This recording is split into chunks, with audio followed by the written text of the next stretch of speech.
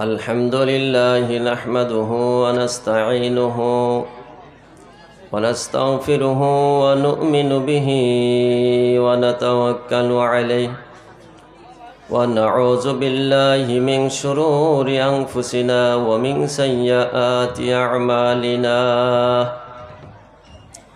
من يهده الله فلا مضل له ومن يضلله فلا هادي له ونشهد أن لا إله إلا الله وحده لا شريك له ونشهد أن سيدنا وحبيبنا ومولانا محمدا عبده ورسوله الذي أرسله بالحق بشيرا ونذيرا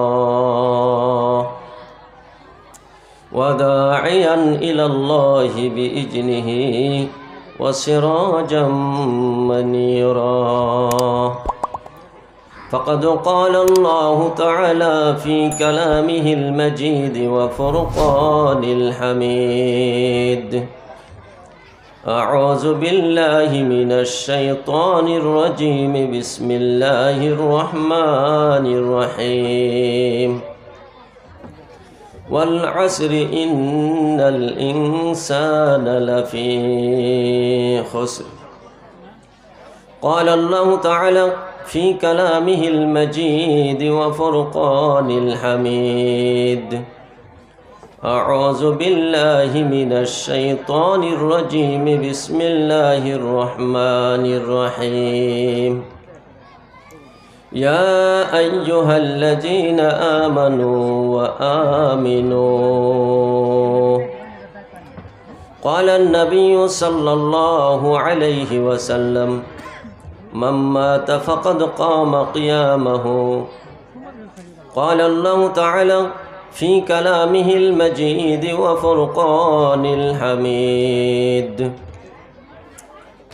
أعوذ بالله من الشيطان الرجيم بسم الله الرحمن الرحيم يا أيها الذين آمنوا صلوا عليه وسلموا تسليما اللهم صل على سيدنا مولانا محمد وعلى آل سيدنا مولانا محمد بلغ العلا بكماله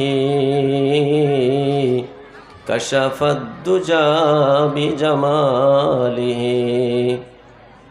حسنت جميع خصاله صلوا عليه وآله لا إله إلا الله لا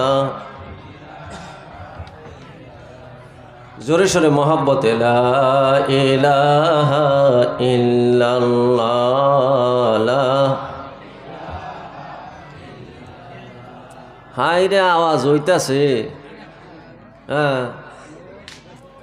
জোরে করে জিকির করতে টাকা পয়সা লাগবো না কেউ সবার থেকে উঠাই দিব কেউ যে এত জোরে কইলেন কে উঠাই দিব না শয়তান এহিরা ঘাড়ে মত ধরবো জোরে গান কোনটা আলসেমি করন যাব লা ইলাহা ইল্লাল্লাহ লা ইলাহা ইল্লাল্লাহ লা ইলাহা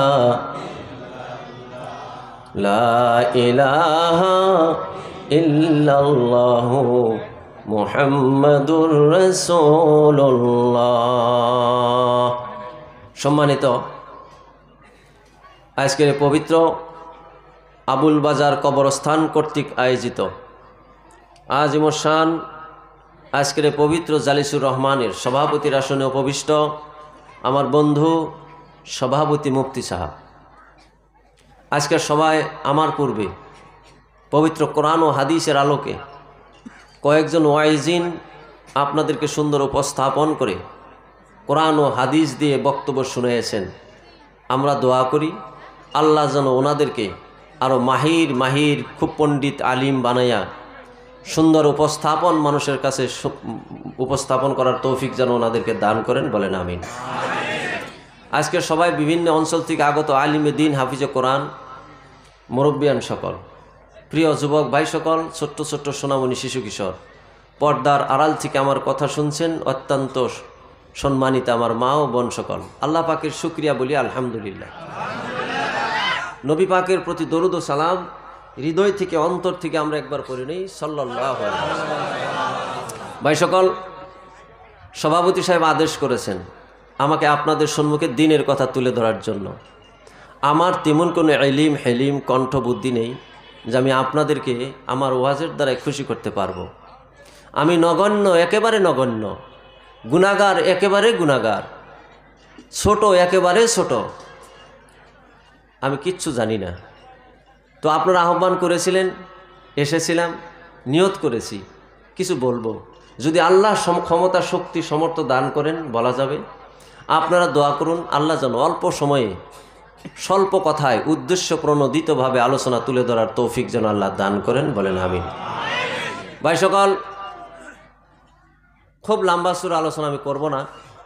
আমার পূর্বে যে সুন্দর আলোচনা আপনাদেরকে তুলে ধরেছেন আমি শুনেছি, সবটা না শুনলেও মোটামুটি শুনেছি। কেউ খারাপ কথা বক্তব্য দেয়নি। কোরআন ও হাদিসের আলোকে এত সুন্দর উপস্থাপন, এরকম সভা খুব পাওয়াই জটিল। এত সুন্দর কথা উপস্থাপন করেছেন। আজকে পবিত্র কবরস্থান, সে পবিত্র কবরস্থান উপলক্ষে ধর্মসভা, ঠিক না ঠিক? ভাই, এটার জন্য ওয়াজের দরকার নাই।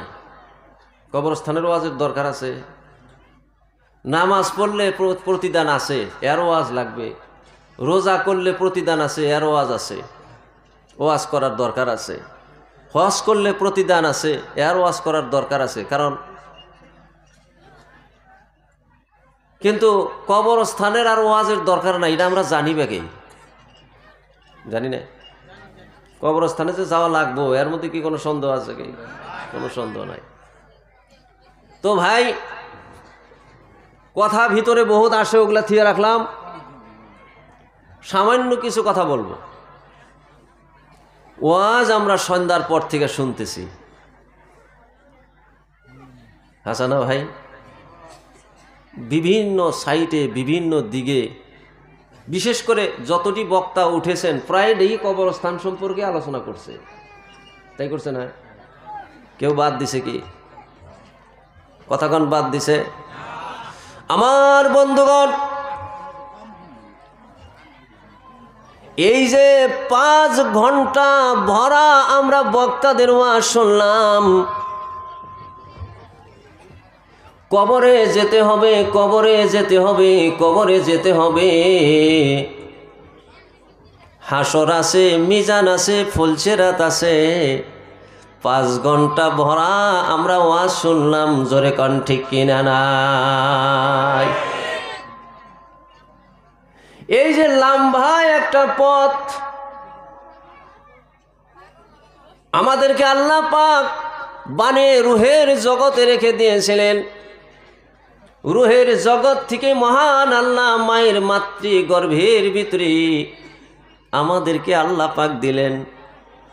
মাতৃগর্ভের থেকে মহান আল্লাহ দুনিয়ার মধ্যে পাঠিয়ে দিলেন।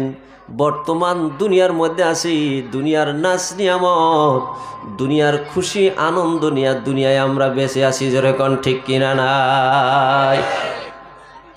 কিন্তু আমার বন্ধু সকল, আমাদেরকে আল্লাহ দুনিয়ায় পাঠিয়ে দিয়েছেন।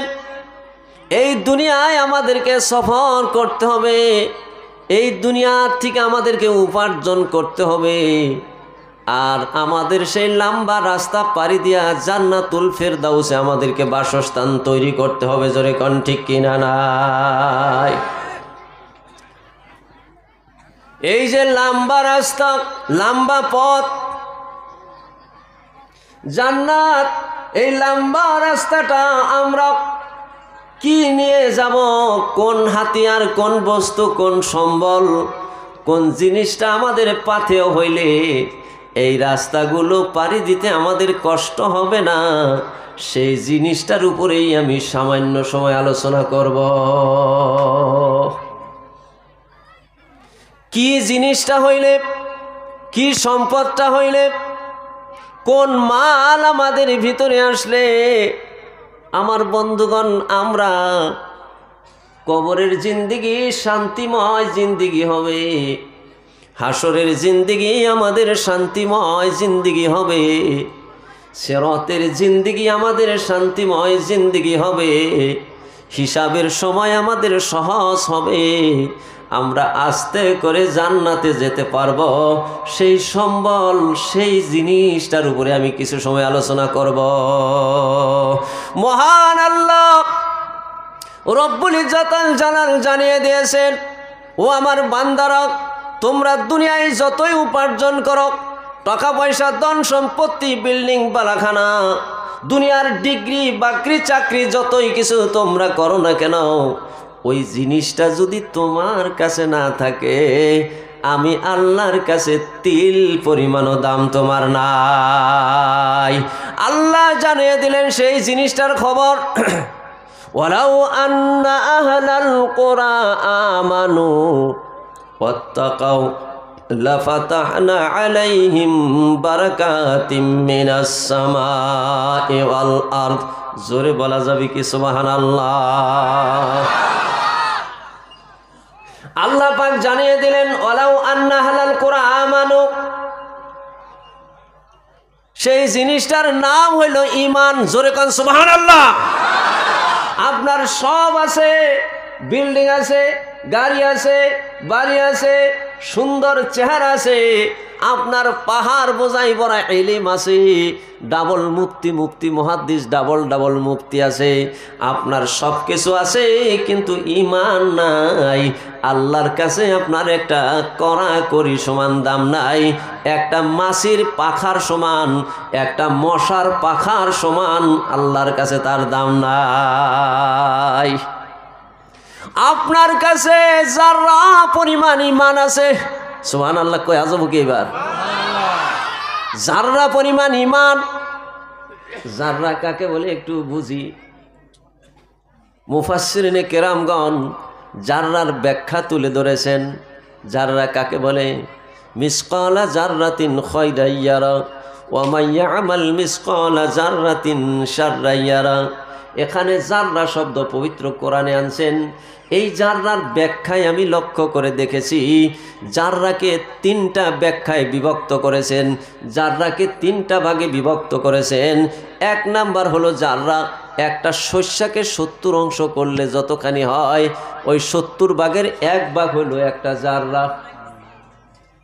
আর 2 নম্বরে আমার বন্ধুগণ, একটা পিপিলিকা যখন রাস্তা দিয়ে হেঁটে যায়, আপনি দেখবেন পিপিলিকার পায়ের গোড়ালিটা একেবারে চিকন, দেখবেন হুঙ্গার মতো আছে। পিপিলিকার ওই হুঙ্গার মাথাটা যতখানি পরিমাণ, অতখানি পরিমাণটা হলো একটা জাররা। আর 3 নাম্বার হলো, আপনি সকালে বা বিকালে এই ঠান্ডার দিনে যখন সূর্যের রশ্মিটা আপনার ঘরের ফাঁক দিয়া ঘরের ভিতরে প্রবেশ করে, করে না এরকম? আগের দিনে বেশি ঢুকছে, হ্যাঁ, খড়ির বেড়া বা তারাই বাঁশের বেড়া ঢুকে নাই, ওই ফুটার মাঝখান দিয়া আপনার ঘরের ভিতরে সূর্যের প্রহর ঢুকেছে। আর সেই প্রহরের মধ্যে দেখা যায় এক জাতীয় কুনিকণা দেখা যায়, ধূলিকণা দেখা যায়। ওই ধূলিকণাটা খালি চোখে দেখা যায়, এমনে এমনে দেখা যায় না, এখান দিয়েও আছে। ওই বেড়ার ফুটাদার প্রহর ঢুকলে ওই প্রহরের মধ্যে যে ধূলিকণাগুলো দেখা যায় যতখানি পরিমাণ, ঠিক অতখানি একটা পরিমাণ হয়েছে জাররা। আল্লাহর নবী, বিশ্ব নবী বলেছেন, ওই জাররা পরিমাণ ঈমান যার আছে, আল্লাহর প্রতি বিশ্বাস যার আছে, মহান আল্লাহ এই দুনিয়ার থেকে 10 গুণ বড় জান্নাত তারে দিয়ে দিবে। কোন একবার সুবহানাল্লাহ। আমার বন্ধুগণ, আমরা আলিম উলামা তো দুনিয়াকে তৈরি করি, দুনিয়ার নিজামটা ঠিক রাখার জন্য আমরা দিবানিশি মেহনত চালাচ্ছি। আমাদের ব্রেন নাই, ইলম নাই, শিক্ষা নাই। আর এই দুনিয়ার মধ্যে সব থেকে যারা বেশি শিক্ষিত, জ্ঞানী গুণী ব্রেনি, তারা তামাম দুনিয়াটাকে ধ্বংস করার মেহনত করে যাচ্ছে। বলবেন হুজুর কেমনে কইরা? এই পৃথিবীতে যত জ্ঞানী মানুষ ছিলেন বন্ধু, বৈজ্ঞানিক, তারা রিসার্চ করে করে এই পৃথিবী ধ্বংসাত্মক জিনিস আবিষ্কার করেছেন। তন্মধ্যে শক্তিশালী যেটা, সেটা হলো অ্যাটমিক পাওয়ার, অ্যাটমিক ক্ষমতা, অ্যাটমিক শক্তি, অর্থাৎ নিউক্লিয়ার শক্তি। আমার বন্ধুগণ, এই নিউক্লিয়ার শক্তি পৃথিবীর ভিতরে মাত্র কয়েকটা হাতে গোনা দেশের মধ্যে আছে। আমেরিকার আছে, চীনের আছে, ব্রিটেনের আছে, রাশিয়ার আছে, ভারতবর্ষের আছে, পাকিস্তানের আছে, উত্তর কোরিয়ার আছে। এইভাবে 7টা-8টা দেশের কাছে নিউক্লিয়ার এই ক্ষমতা আছে। আমার বন্ধুগণ, একটা দেশের মধ্যে যে নিউক্লিয়ার ক্ষমতা আছে, আমেরিকার কাছে 500-র বেশি নিউক্লিয়ার বোম আছে। যদি ওই 500টা বোম যদি ফাটিয়ে দেয়, তামাম দুনিয়াটা ধ্বংস হয়ে যাবে। তাইলে ব্রেনি মানুষরা দুনিয়ার দ্বারে টিকানের জন্য করতেছে না, ধ্বংস করবার নিগে। আর আমরা নবু আর ফজল পয়সার কোদাল, আমরা তাদের মোকাবেলায় আমরা ইমানদার বানাই। ইমানদার নবী বলেছেন, একটা ইমানওয়ালা মানুষ, খাঁটি ইমানওয়ালা মানুষ থাকবে তো মহান আল্লাহ তামাম দুনিয়ার সমস্ত কায়নাত ইন্তজামকে ঠিক রেখে দিবেন। বলেন সুবহানাল্লাহ। আমার বন্ধুগণ, আল্লাহ আরো বলে দিয়েছেন, ও আমার বান্দারা, ইমান আনবা কিরকম ইমান, আল্লাহকে মানবা কিরকম মানবা। আল্লাহ পাক পবিত্র কোরআনে জানিয়ে দিয়েছেন, ইয়া আইয়ুহাল্লাযীনা আমানু ওয়া আমিনু কামা আমানান নাস। জোরে বলা যাবে কি একবার সুবহানাল্লাহ? আপনারা বিরক্ত হয়েছেন নাকি? খারাপ পাইছেন নাকি? আমি কিন্তু একটু বিরক্ত হয়েছি আজকে। এত রাত করে, গত বছর তো প্রোগ্রাম করছিলাম, 12টায় শেষ দিছিলাম নাকি? হ্যাঁ, 12টায় শেষ দা দিছে। আর আজকে কেমন 12টা কত বাজে? 11:43 শেষই। এখন মোনাজাতি করা লাগে, কোনছে এখন ওয়াজ করার টাইম নেই। গত রাত্রে এতে আবার কইরা কইরা উপর মুহি তুইলা আমারে, বুঝছো? গত রাতে সন্তলি প্রোগ্রাম আছিল, কয় হুজুর আসি, আনে কইতে থাকেন। আমি তো মিঠাইয়ে কইতে একবার 1:30 বেজে গেছে। পরে দেখি যে এখন এই যে বুক বিষ আরম্ভ হয়ে গেছে। গতিকে লাম্বা কমুন আজকে। গত বছর আইছিলাম, চিনছেন। হ্যাঁ, ভালো ভালো আলেম, মুফতি, কোরআন হাদিস দেখ সুন্দর সুন্দর আলোচনা করা লোক আমাদের জায়গায় এখন পয়দা হয়ে গেছে, জন্মে গেছে। এখন আমরা জঙ্গলে পরিণত হয়ে যাব। আমরা জঙ্গল। আর এটা একটা কিয়ামতের আলামত। পূর্ববর্তী আলেমদেরকে পরের আলেমরা, পূর্ববর্তী শিক্ষিতদেরকে পরের শিক্ষিতরা, পূর্ববর্তী জ্ঞানীদেরকে পরের জ্ঞানীরা যখন তুচ্ছতাচ্ছিল্য জ্ঞান মনে করবে, তাদের বিষয়ে যখন বদনাম, অহংকারী কথা বলবে, এটা একটা কিয়ামতের আলামত। বুঝতে পারছেন কথাগুলা? আমার বন্ধুগণ, আমি বলতে গিয়েছিলাম, আল্লাহ বলেছেন, ইয়া আইয়ুহাল্লাযীনা আমানু, হে ঈমানওয়ালা। আমরা ঈমান আনছি না নাই? কথা কন। আল্লাহর বিশ্বাস করি নাই, তাহলে শিকার হইতে এত ডরান কে? ইয়া আইয়ুহাল্লাযীনা আমানু, হে ঈমানওয়ালা, আমিনু, ইমান আনো, ইমান আনার মতো ইমান আনো। ইমান আনো, ইমান আনার মতো ইমান আনো। তুমি ইমান আনবা, আমি আল্লাহরে বিশ্বাস করবা, তারপরে আবার তুমি মদ খাবা, আমি আল্লাহরে বিশ্বাস করবা, তারপরে তুমি হেরোইন খাবা, আমি আল্লাহরে বিশ্বাস করবা, তারপরে তুমি গাঁজা খাইয়া মজা মারবা, তা তো হইবার পারে না। ইমান আনো, ইমান আনার মতো ইমান আনবা আর তুমি বেনামাজি হইয়া কবরে যাবা। বেনামাজি আসি না নাই আমরা, জোরে কর। আমার বন্ধুগণ, আল্লাহ অন্য জায়গার মধ্যে বলেছেন, ওয়া আম্মা মান খাফা মাকাম রাব্বিহি ওয়া নাহান নাফসা আনিল হাওয়া ফাইন্নাল জান্নাতা হিয়াল মাওয়া। জোরে বলুন সুবহানাল্লাহ। আল্লাহ পাক দুইটা কথা বলেছেন। আমার বন্ধুগণ, আমরা চিরকাল দুনিয়ায় আমরা থাকবো না। একদিন আমাদের এই দেহাত থেকে প্রাণটা চলে যাবে, আমি মাইয়েত হয়ে যাব, মৃত্যু হয়ে যাব। আমার মরণ বিলাক ঘোষণা হবে, আমার শক্তি সমর্থ সব কিছু শেষ হয়ে যাবে। সেই জন্য মহান আল্লাহ বলেন, ইয়া আইয়ুহাল্লাযীনা আমানু, তুমি ঈমান আনছাও, আমি আল্লাহরে বিশ্বাস করেছ, অতটুকুতেই তুমি শান্ত থাকলে হবে না। কামা ইয়া আইয়ুহাল্লাযীনা আমানু ওয়া আমিনু, ঈমান আনার মতো তোমরা ঈমান আনো। ঈমান আনার মতো ঈমান কেমনে করে আনব? কাদেরকে অনুসরণ করে আনব?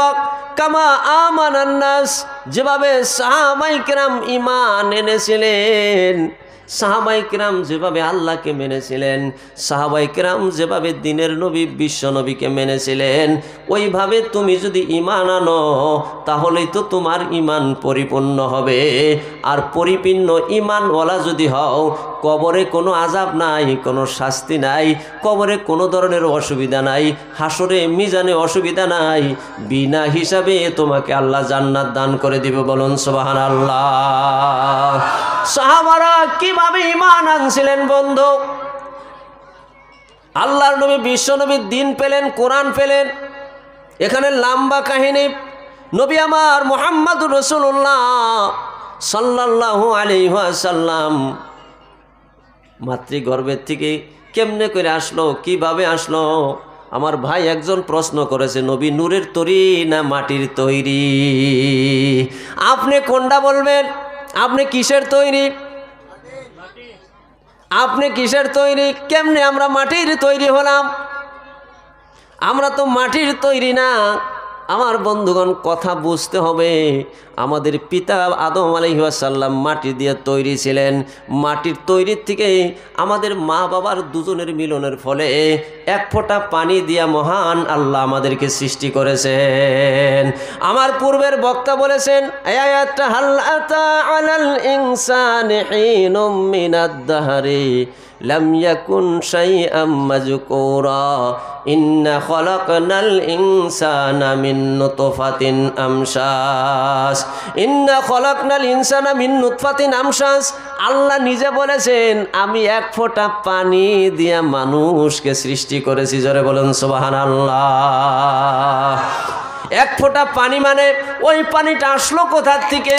আমার বন্ধুগণ, আসমান থেকে তো আসে নাই, কোনো নদীর পানিও তো না। ওই পানিটা এসেছে মাটির থেকে। মাটির উৎপাদিত ফসল সামগ্রী খাওয়ার পর সেখান থেকে তার নির্দেশের থেকে রিডাউস হইয়া, মানে ডাইলোসিস হইয়া এক ফোঁটা পানির সৃষ্টি হয়েছে, সেখান থেকে মানুষ সৃষ্টি হয়েছে। আমার বন্ধুগণ, আল্লাহর নবী বিশ্ব নবী, আপনি কি ভাববেন নবী আমার কিসের তৈরি? আপনি কি উত্তর দিবেন? বলে নূরের তৈরি। ফেরেশতা সকল নূরের তৈরি। তাহলে ফেরেশতার নূর আল্লাহর নবী একই নাকি? এক? নবীর দাম বেশি না ফেরেশতার দাম বেশি? আরে ভাই আমার বন্ধুগণ, যদি আপনি কন যে আল্লাহর নবী বিশ্ব নবী জিনরা সৃষ্টি হয়েছে আগুনের শিখার থেকে, সেরকম শিখা জিনের দাম বেশি না আমার নবীর দাম বেশি? আমার বন্ধুগণ, আমার আল্লাহ রব্বুল ইজ্জত আল জালাল আমাদেরকে যে সৃষ্টি করেছেন, আমাদেরকে ওই মাটির নির্যাস থেকে সৃষ্টি করার পরেও আমাদের প্রত্যেকের ভিতরে আল্লাহর নূর আছে, নূর আছে। আল্লাহর নূর না থাকলে একটা মানুষ বাইসা থাকতে পারে না। আপনার আমার ভিতরে যেই হুকুমটা আল্লাহ দিয়েছেন, কলব দিয়েছেন, আল্লাহর হুকুমটাই তো একটা নূর। প্রত্যেকটা মানুষের দেহার ভিতরে নূর আছে, আলো আছে। ওই আলো নিভে গেলে আর এই চেচেমের কোনো ক্ষমতা থাকে না। আমার বন্ধুগণ, আমার নবী বিশ্ব নবী রহমাতাল লিল আলামিন, জোরে কোন সুবহানাল্লাহ। তার সাথে কোনো তুলনা আছে নাকি? মানুষ তো সবাই, এই যে মুফতি সাহেব বয়ান করলো চেয়ারের মধ্যে বয়ে থেকে, আর আমরা তো সব খেরের মধ্যে বয়ে থেকে শুনলাম। মুফতি সাহেব আর আমরা আম মানুষ কি সমান নাকি? জোরে কোন। এই যে মোদি নামের মানুষ ভারতবর্ষে আছে কিনা? নাই।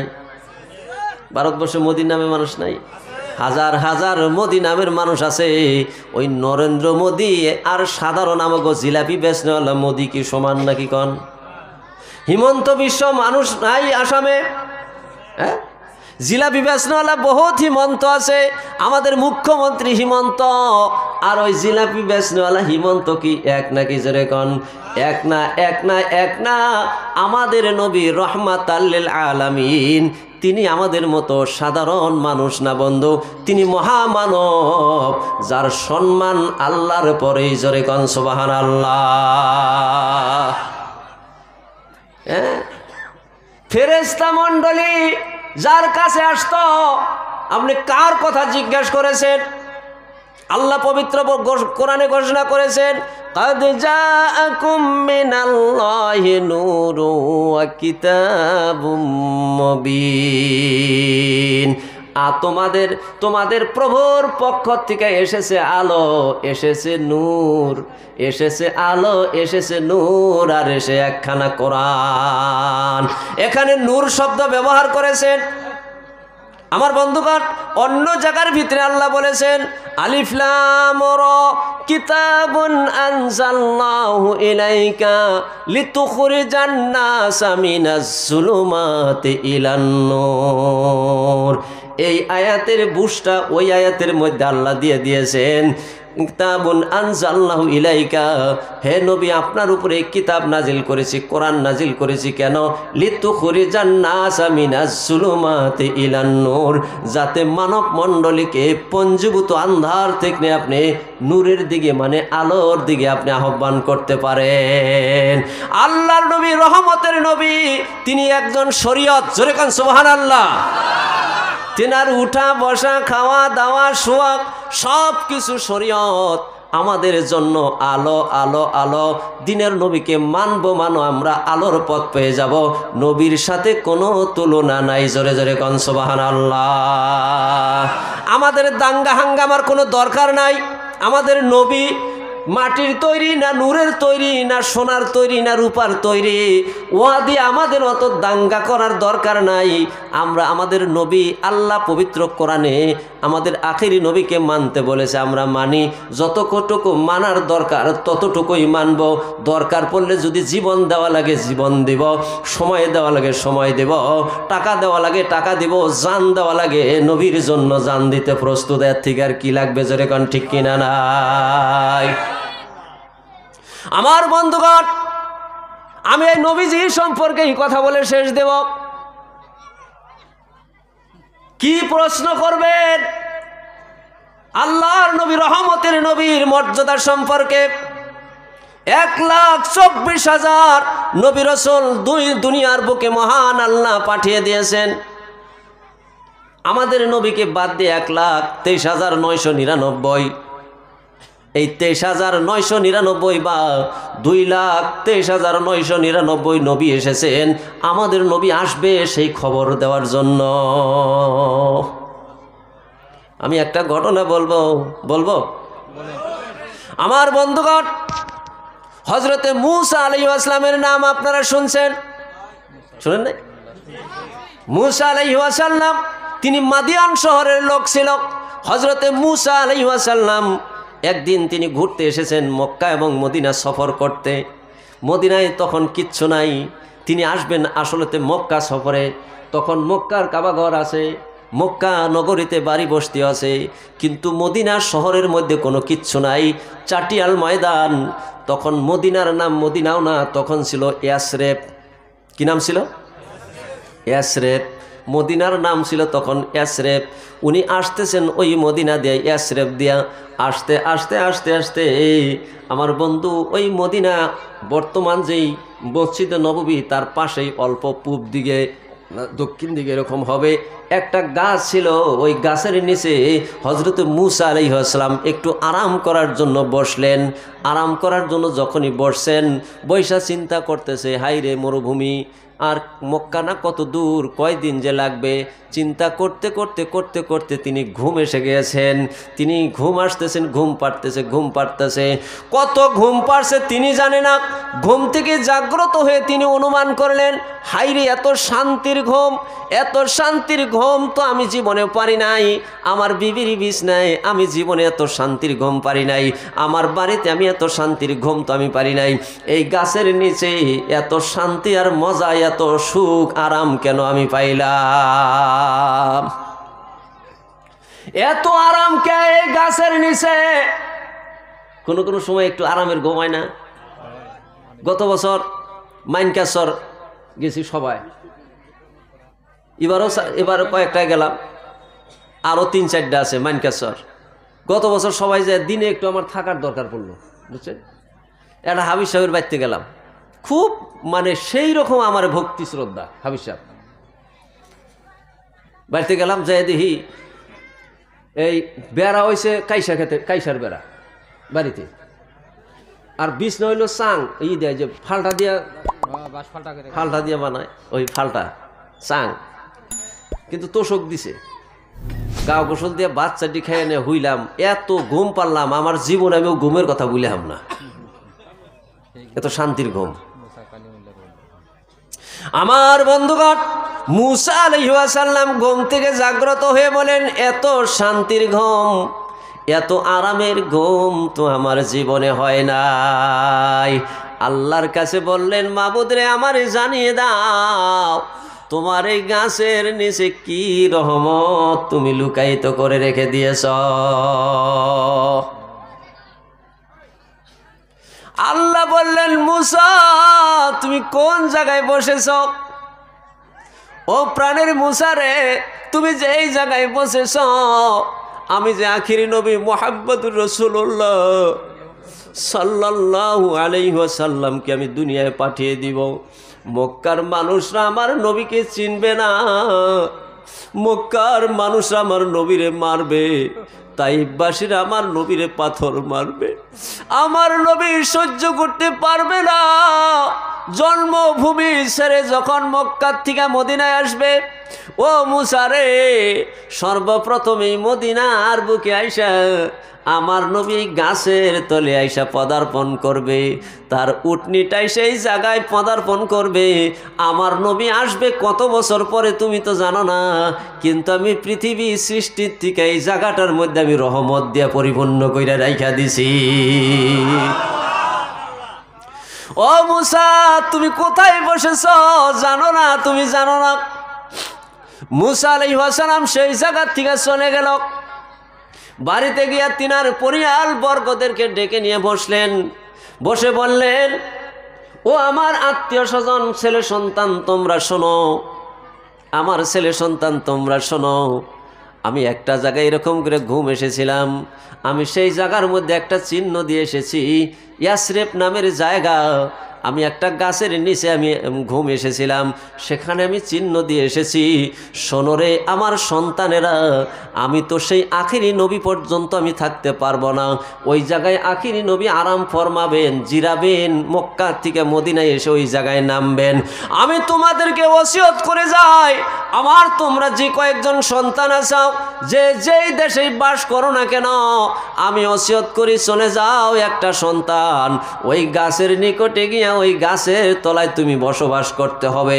তুমি বসবাস করবে, যখন মরার টাইম আসবে তার সন্তানকে তুমি বলে দিয়া যাবা, সে তার মরার টাইম আসলে সে বলে দিয়া যাবে, তার মরার টাইম আসলে সে বলে দিয়া যাবে, আমি আশা করি আমার বংশের মানুষ, বংশের সন্তান যেন দিনের নবী বিশ্ব নবীর সঙ্গে আগে দেখা করতে পারে। আমার বন্ধুগণ, মূসা আলাইহিস সালামের একজন সন্তান চলে আসলেন, পালাক্রমে সেইভাবে থাকতে আরম্ভ করলেন। 1 বছর 2 বছর এইভাবে নয়, মূসা আলাইহিস সালামের পরে কত 500-600 বছর চলে যাওয়ার পর আল্লাহর নবী বিশ্ব নবী যখন ওই জায়গায় গিয়া থামলেন, আবু আইয়ুব আনসারীর বাড়িতে নবী আমার আশ্রয় নিলেন। আবু আইবি মূসা আলাইহিস সালামের বংশধর আবু আইয়ুব আনসারী রাদিয়াল্লাহু তাআলা আনহু মক্কার জমিন থেকে আল্লাহর নবী রহমতের নবী আবু বকর সিদ্দিক রাদিয়াল্লাহু তাআলা আনহু দুজনে একই উটের পৃষ্ঠে উঠিয়া যখন সেই জায়গায় পদার্পণ করলেন, আবু আইয়ুব আনসারী রাদিয়াল্লাহু তাআলা আনহু বললেন, তোমাদের দুইজনের মধ্যে মুহাম্মাদুর রাসূলুল্লাহকে? আবু বকর রাদিয়াল্লাহু তাআলা আনহু তৎক্ষণাৎ বলে দিয়েছিলেন, দেরি করেননি, বলেছিলেন ইনি মুহাম্মাদুর রাসূলুল্লাহ। সঙ্গে সঙ্গে হাত ধরে কালেমা পড়ে মুসলমান হয়ে গিয়েছিলেন। আবু বকর রাদিয়াল্লাহু তাআলা আনহু একসময় জিজ্ঞাসা করেছিলেন, ভাই আবু আইয়ুব আনসারী রে, তুমি জানলা না বুঝলা না, কত মানুষ কত পরীক্ষা করে ঈমান আনলো, আর তুমি সঙ্গে সঙ্গে ঈমান আইনা ফালাইয়া দিলা। বলে আমি এই জন্য ঈমান আনছি, তুমি তো ওই মক্কার জমিনে মুহাম্মাদুর রাসূলুল্লাহ সাল্লাল্লাহু আলাইহি ওয়াসাল্লামকে চিনছ মাত্র 13 বছর আগে, 13 বছর বা 10 বছর 13 বছর আগে তুমি চিনেছ। আর আমার আব্বা আমার বংশধরের মূসা আলাইহিস সালাম থেকে নিয়ে আজ পর্যন্ত, আজ থেকে 500-700 বছর আগেই আমি জানি এই জায়গায় আখিরি নবী পদার্পণ করবে, আমি জানি। আর সেই নবীকে পেয়েছি, আরও কি দেরি করা যায়? তাই আমি সঙ্গে সঙ্গে হাত ধরে কালেমা পড়ে নিলাম। জোরে বলা যাবে কি সুবহানাল্লাহ? নারে তাকবীর। আমার বন্ধুগণ, রহমতের নবী বিশ্ব নবী সম্পর্কে কি বলবো, কয়টা বলবো? নবীর জন্ম বৃত্তান্ত আমার বন্ধুগণ বড় লম্বা, বেলা হয়ে গেছে, রাত হয়ে গেছে, বলবো না। আমার নবীর নাম যতক্ষণ পর্যন্ত এই পৃথিবীর বুকে উচ্চারণ হয় নাই, চন্দ্র সূর্য নিজের শক্তিমত্তাটাকেও পায় নাই। এই সূর্যর প্রহর কোথা থেকে এসেছে জানেন? চন্দ্রের প্রহর কোথা থেকে এসেছে জানেন? আমার দিনের নবীর নাম যতক্ষণ পর্যন্ত দুনিয়ায় উচ্চারণ হয় নাই, ততক্ষণ পর্যন্ত এই পৃথিবীর বুকে চন্দ্রে নিজের শক্তিমত্তা জাহির করতে পারে নাই। বলবো ঘটনাটা বলবো? আবার যাওয়ার পরে যদি কোন হুজুর খালি কেচ্ছা কয়ে থেকে গেল, এগুলো কেচ্ছা, এগুলো কেচ্ছা। আমার বন্ধুগণ, এগুলো হচ্ছে মুসলমানের সম্পদ। জোরে কোন ঠিক কিনা নাই? আমার ভাইয়েরা, হযরত আদম আলাইহিস সালামকে জান্নাতের মধ্যে বানিয়ে রেখে দিলেন, গন্ধম খেলো। আদম আলাইহিস সালাম, হাওয়া আলাইহিস সালাম দুজনকে দুনিয়ার মধ্যে পাঠিয়ে দিলেন। 360 বছর কাঁদলো, রব্বানা যালামনা আনফুসানা ওয়া ইল্লাম তাগফির লানা ওয়া তারহামনা লানাকুনান্না মিনাল খাসিরিন। 360 বছর কান্দার পরে আরাফার ময়দান থেকে আমার বন্ধুগণ ওই আদম এবং হাওয়া আলাইহিস সালামকে দুই জায়গায় দুজনকে একত্রিত করলেন। কানতে একত্রিত হওয়ার আগে আদম আলাইহিস সালাম কানতেছে, 360 বছর মাথা উঁচু করে দাঁড়ায় নাই, উঁচু করে নাই, এবার কানতেছে আর কানতেছে। ফেরেশতা জিবরাইল আমিন আলাইহিস সালাম প্রতিধ্বনি দিয়ে জানাই দিলেন, আদম তুমি যদি এইভাবে কানতে কানতে কানতে কানতে জীবন শেষ করে দাও, তোমার কান্না আল্লাহ গ্রহণ করবে না, তোমার কান্না আল্লাহ গ্রহণ করবে না। বলে কি করতে হবে? ও আদম রে, তোমার যে বানানোর পর আরশে আজিমের একটা তক্তার মধ্যে লেখা দেখেছিল, লা ইলাহা ইল্লাল্লাহু মুহাম্মাদুর রাসূলুল্লাহ। এই লেখা যে তুমি দেখেছিলা, ওই যে বাউমুরা মুহাম্মাদুর রাসূলুল্লাহর নামটা পাওয়ার পরে তোমার দিলের ভিতরে একটু অহংকারের ভাব এসে গিয়েছিল রে আদম। ওই নাম যদি তুমি উসিলা নিয়ে ওই নাম ধইরা যদি ওই নামের উসিলায় যদি তুমি ক্ষমা চাও, মাফ চাও, তবেই তো তোমার আজকে ক্ষমা হইতে পারে। আদম আলাইহিস সালাম বুঝতে পারলেন। বলে আদম আলাইহিস সালাম তখন ওই মাথাটা উঁচু করে ওই তক্তর মতো লেখা পেলেন, লা ইলাহা ইল্লাল্লাহু মুহাম্মাদুর রাসূলুল্লাহ। আল্লাহর কাছে বলেন, আল্লাহ আমি গুনাহ করেছি, আমি আমার নফসের উপরে জুলুম করেছি। আখেরি নবী মুহাম্মদুর রাসূলুল্লাহ সাল্লাল্লাহু আলাইহি ওয়াসাল্লাম রসুলাই, আল্লাহ গো তুমি আমারে মাফ করিয়া দাও।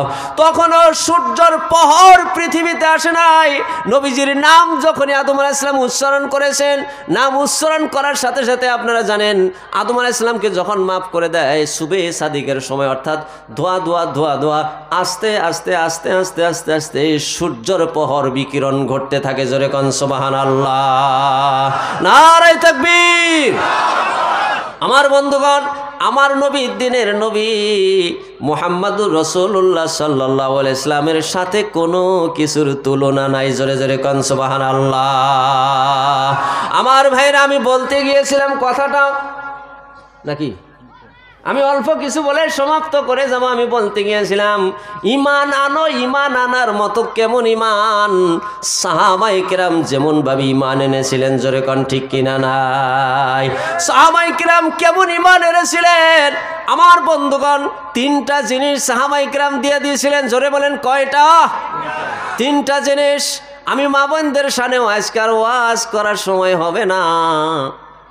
আমার মা বোন সকল বেজার যেন হন না, যথেষ্ট কথা আলোচনা হয়েছে, এগুলো তো মা বোনদের জন্য কথা। যেরকম ঠিক নেবে ঠিক সব মুমিন মুমিনাতের জন্য তিনটা জিনিস ইসলামের জন্য, নবীর জন্য, আল্লাহর জন্য তৈরি করে রেখে দিয়েছিলেন সাহাবায়ে কেরাম। এক নম্বরে এই যে জীবনটা আল্লাহ দিয়েছেন, শক্তি দিয়েছেন, সমর্থ দিয়েছেন, সাহাবায়ে কেরাম এই জীবন আল্লাহর জন্য, নবীর জন্য, দ্বীনের জন্য কুরবানি করতে এক তিল পরিমাণও কুণ্ঠাবোধ করে নাই। আমরা মুসলমান, আজকে আমরা কেন পিছিয়ে যাচ্ছি বন্ধু? এই জীবনের মূল্য দেই, দ্বীনের মূল্য আমরা দেই না। এই জীবনের মূল্য দেই, আমরা নবীর মূল্য আমরা দিতে চাই না। জোরে কোন ঠিক কিনা নাই? সুবহানাল্লাহ ওয়ালহামদুলিল্লাহ ওয়ালা ইলাহা। ऐ रब तेरे महबूब का दीवाना बना दे, ऐ रब तेरे महबूब का दीवाना बना दे, दीवाना बना कर मुझे परेशाना बना दे, दीवाना बना कर मुझे परेशाना बना दे। सुबहानल्लाह वल्हम्दुलिल्लाह वला इलाहा। আমার বন্ধুগণ, অসুবিধা পাইতেছেন? অনেক কথা ছিল, সময় নাই, বলতে পারবো না। আমার ভাইয়েরা, এই যে কবরস্থান, এই কবরস্থানে কিয়ামত পর্যন্ত থাকতে হবে, কিয়ামত পর্যন্ত থাকতে হবে। আপনি দুনিয়ায় থাকতে আপনি যদি অভ্যাস না বানান, আপনি যদি অভ্যাস তৈরি না করেন, এই জায়গায় আইসাই আপনি ফাভরে বইরা যাইবান। আপনি ডেইলি একবার করে কবরস্থানে আসেন, ফজরের নামাজ পড়েন, কবরস্থানে আসেন, আইসা একটু দাঁড়াইয়া দোয়া করেন, নলে এশার নামাজের সময় আইসেন, কিন্তু দল দইরা এলান কইরা কইরা আসবেন না। আপনি একাই মনে মনে আপনি চলে আসুন, এশার নামাজ পড়ে আপনি কবরস্থানে চলে আসুন, গেটের ওই জায়গায় দাঁড়িয়ে সালাম করুন, আপনি একটু দোয়া করুন, বা হয়তো ফজরের নামাজ পড়ে আপনি একটু আসুন। ডেইলি আপনি একবার করে আসুন। আপনি সময় হয় না, বহুত ব্যস্ত মানুষ, আপনি কমসে কম সপ্তাহে একদিন জুমার দিন আপনি চলে আসুন, আইসে একটু দোয়া করুন। আর এই কবরস্থানে আমার মা শুয়ে রয়েছে, আর এই কবরস্থানে আমার বাবা, যেই বাবা আমার লালন পালন করলো, খাওয়াইলো, পড়াইলো, আমার প্রাণের আব্বা জান এই কবরের স্থানের মধ্যে শুয়ে আছে। আপনি একটু দোয়া করুন, এক ফোঁটা দুই ফোঁটা চোখের পানি দিয়া মার জন্য দোয়া করুন। আপনি আজকে দোয়া করবেন আপনার বাবা মার জন্য, কবরস্থানের পাশে দাঁড়াইয়া দাঁড়াই আপনি দোয়া করবেন। আপনি এক ফোঁটা চোখের পানি কো বলবেন, আল্লাহ বলবে, ও বান্দারে আর কাঁদিস না, কাঁদিস না রে, কাঁদিস না, তোর চোখের পানি আমার সয় না। ওই সন্তানের আরে বাপ মায়ের জন্য কান্দিস না রে, কান্দিস না, তোর চোখের পানি আমি কবল করে নিলাম, গ্রহণ করে নিলাম। যারে যা যা, তোর বাপ মাকে আমি মাফ কইরা দিলাম। আমার বন্ধুগণ, আমার মার বাবার কবরটা নদী নিয়ে গেছি। আমি সব সময় যাইতাম, দোয়া করতাম, নদী নিয়ে গেছে, এখন যে কিনার থেকে দেখা যায় ওই জায়গায় যায় যায় দোয়া করি, আল্লাহর কাছে বলি, আল্লাহ গো আমার মা বাবার কবরটা তুমি নিয়ে গেছো, কোথায় কিভাবে রাখছো জানি না, আমি সন্তান হয়ে আমি দুই চোখের পানি দিয়ে তোমারে জানাই, আমার মা বাবাকে তুমি মাফ করিয়া দিও। আজকে আমি আর আপনি কবরস্থানে যাব, তা কালকে আমার মা আমার সন্তান আসবে আমাদের জন্য দোয়া করবে। কবরে থাইকা যদি আমি হাজার ইবাদত করি এক তিল পরিমাণও সওয়াব আমি পাবো না, কিন্তু আমি সন্তান হইয়া যদি রব্বির হামহুমা কামা রব্বায়ানি সগীরা এই দোয়া যদি আমি করি বন্ধুগণ, কবরস্থানে আমার মা বাবা শুয়ে আছে, ওই কবরস্থানে আমার দোয়ার বরকতে আল্লাহ কবরবাসীকে মাফ করিয়া দিবে।